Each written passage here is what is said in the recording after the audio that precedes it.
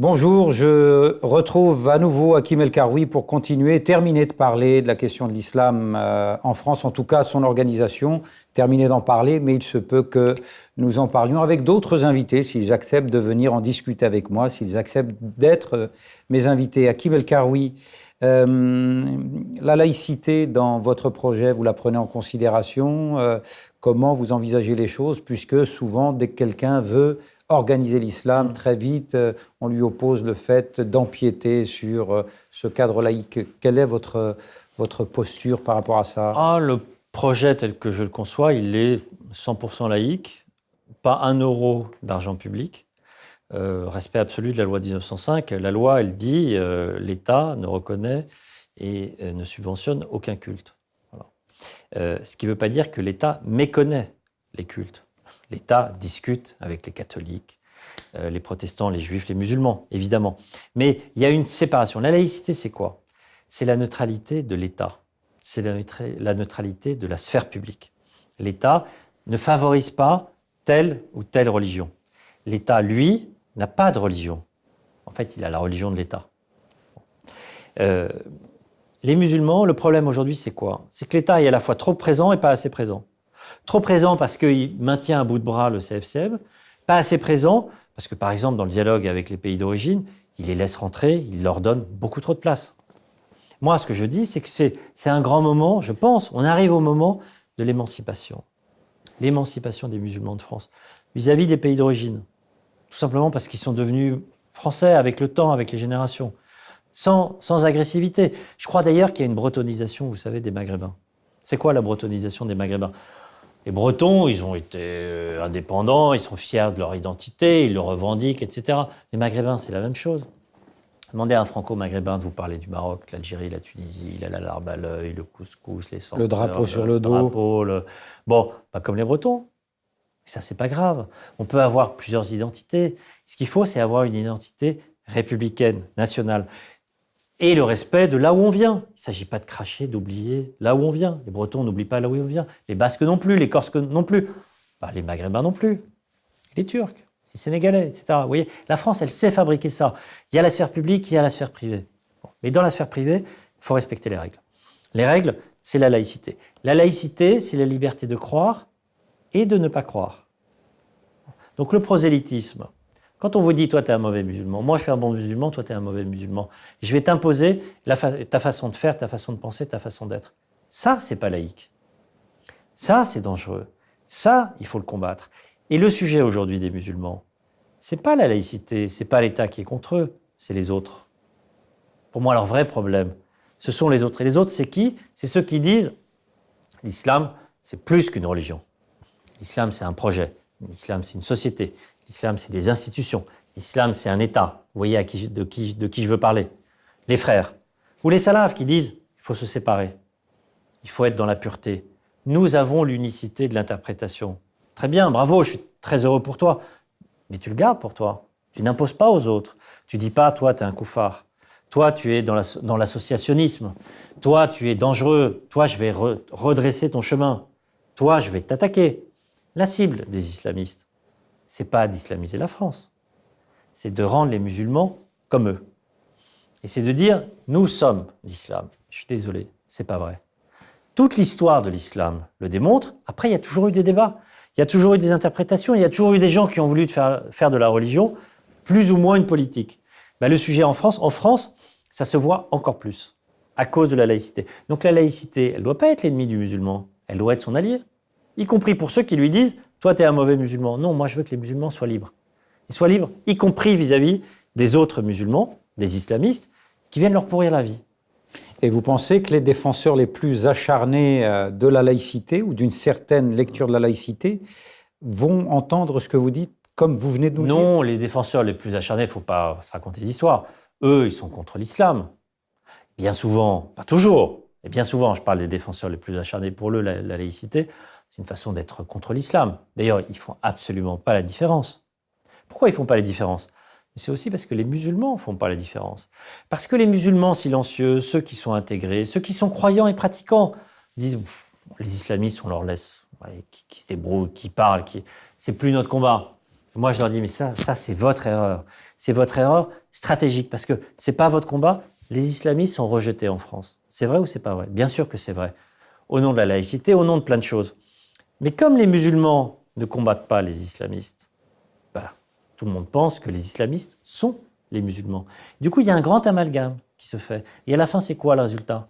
La discrimination. Tu as le même CV, ton gamin a le même CV que son copain qui a fait la même formation. Lui, il n'a pas de job et le copain, il a un job. Pourquoi? Parce que les musulmans ont une image catastrophique. Alors, d'après vous, il y aurait effectivement une islamophobie en France? Oui, d'une certaine manière. Après, le mot, vous savez, le mot, il est piégé. Parce que, en fait, il y a une islamistophobie contre l'islamisme. Bon, c'est un courant politique, idéologique. Moi, je suis contre. Et puis, c'est agrégé. Il y a l'islamophobie ou la xénophobie anti-musulmane. Mais les islamistes, ils mélangent les deux. Un contrôle policier, une fille en burqa, ça c'est islamophobe. Ben non, c'est juste, on fait respecter la loi. Donc, il ne faut pas leur laisser l'islamophobie. C'est dangereux.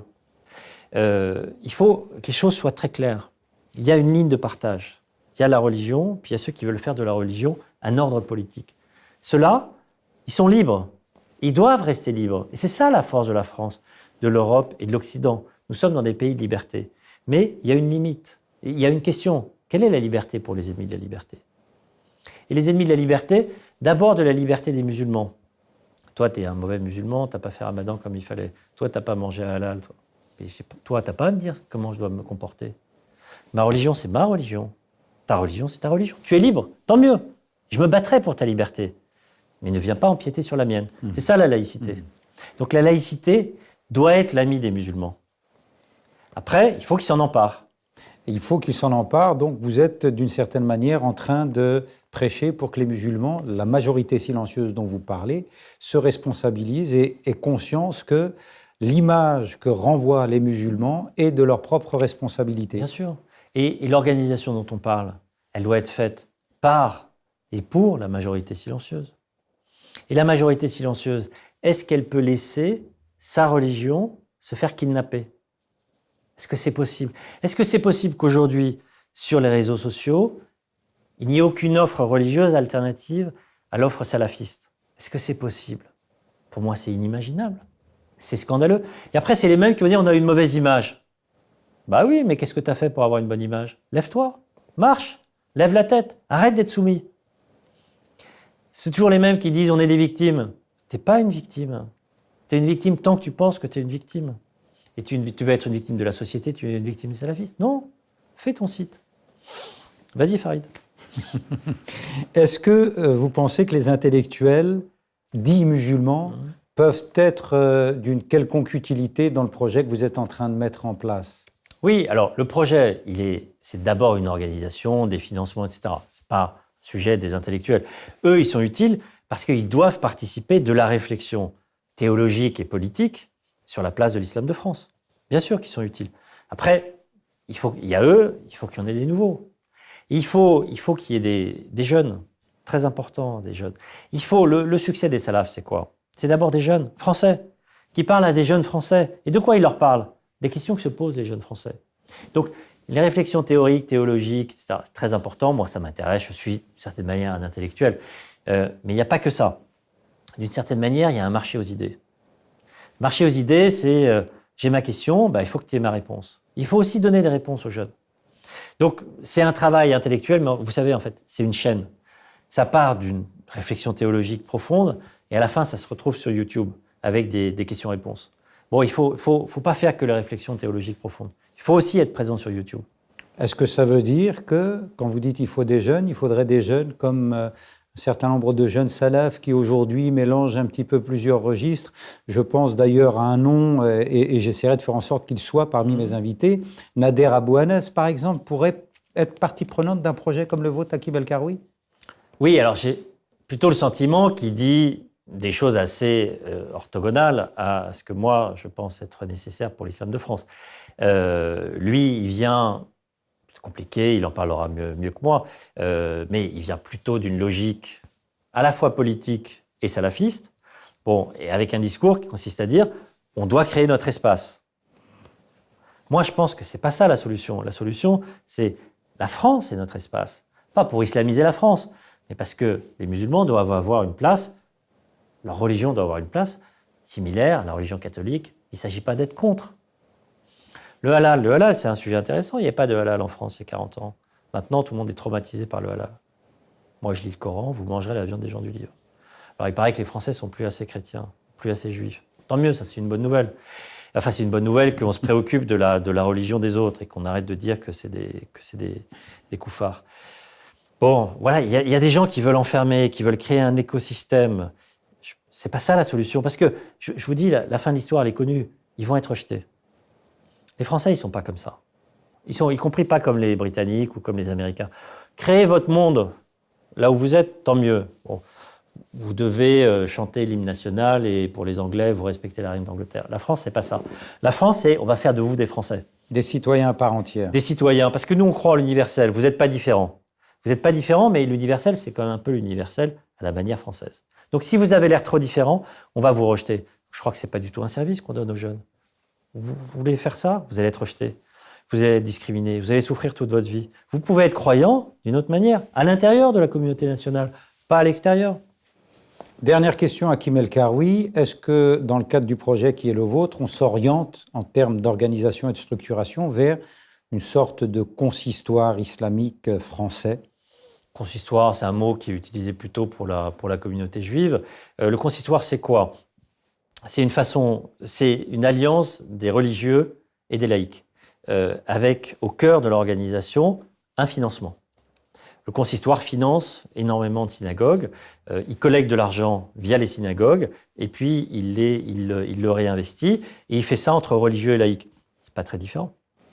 Il nous resterait encore plein de sujets abordés dans le détail, mais peut-être que nous aurons l'occasion de nous revoir si vous acceptez à nouveau d'être mon invité, tels que la formation des imams, comment on envisage les choses, etc. En tout cas, je vous remercie beaucoup, Hakim El Karoui, d'avoir accepté d'être mon invité. Et que puis-je vous souhaiter de mieux que, écoutez, réussissez dans votre projet, comme on dit, Inch'Allah. Inch'Allah. Merci à vous et à très bientôt, j'espère.